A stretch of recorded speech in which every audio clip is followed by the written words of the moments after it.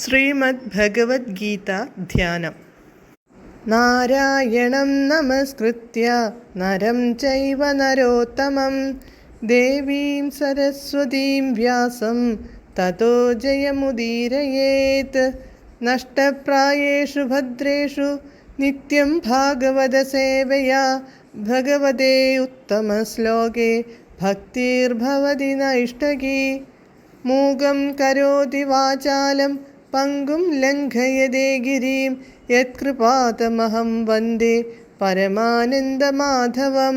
ശ്രീഗുരും ദീനതാരിണം ശ്രീചൈതന്യമീശ്വരം. ഓം അജ്ഞാനതിമിരാന്ധസ്യ ജ്ഞാനാഞ്ജനശലാകയാ ചക്ഷുരുന്മീലിതം യേന തസ്മൈ ശ്രീഗുരവേ നമഃ.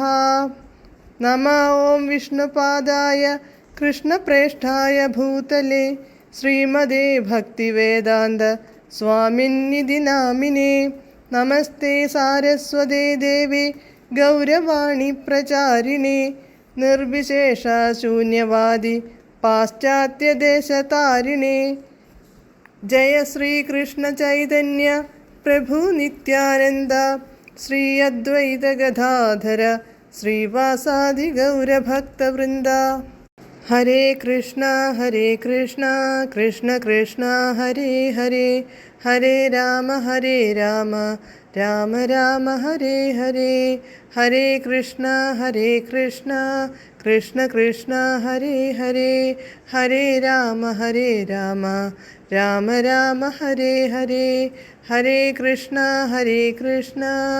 കൃഷ്ണ കൃഷ്ണ ഹരേ ഹരേ, ഹരേ രാമ രാമ രാമ ഹരേ ഹരേ. ഭഗവത്ഗീത യഥാരൂപം. അധ്യായം 9. രാജവിദ്യ രാജഗുഹ്യ യോഗം. ശ്ലോകം 7, പേജ് നമ്പർ 481.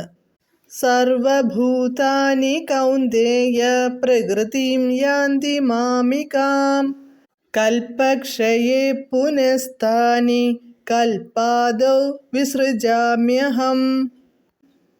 പദാനുപദം.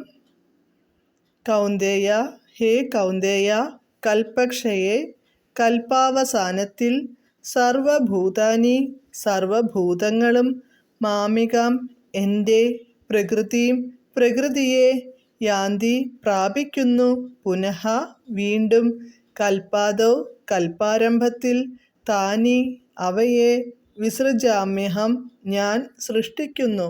വിവർത്തനം.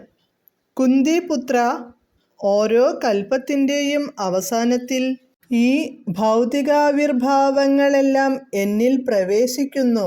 അടുത്ത കൽപ്പം ആരംഭിക്കുമ്പോൾ ഞാൻ അവയെ വീണ്ടും എൻ്റെ ശക്തിയാൽ സൃഷ്ടിക്കുകയും ചെയ്യുന്നു.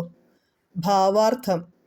ഭൗതിക പ്രപഞ്ചത്തിൻ്റെ സൃഷ്ടിസ്ഥിതി സംഹാരങ്ങൾ പൂർണ്ണമായും ഭഗവദിച്ഛയ്ക്ക് അധീനപ്പെട്ടിരിക്കുന്നു.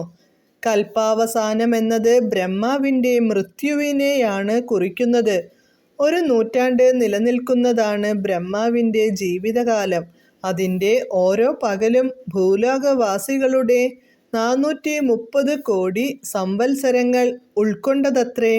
രാത്രിയും അത്ര തന്നെ വർഷങ്ങൾ ഉൾക്കൊള്ളുന്നതാണ്.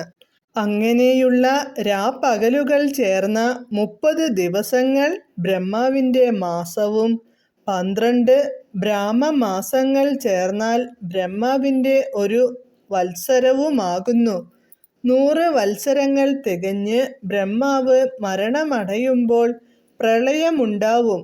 ഭഗവാനിൽ നിന്നാരംഭിച്ച ശക്തി അദ്ദേഹത്തെ തന്നെ പ്രാപിക്കുന്നു എന്നർത്ഥം.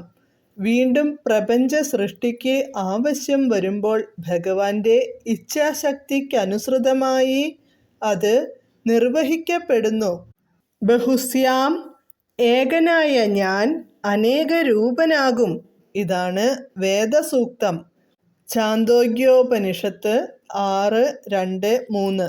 ഭൗതിക ശക്തിയിൽ അദ്ദേഹം സ്വയം ആവിർഭവിക്കുന്നതോടൊപ്പം പ്രത്യക്ഷ പ്രപഞ്ചം ഉണ്ടാവുകയും ചെയ്യുന്നു. ഹരേ കൃഷ്ണ.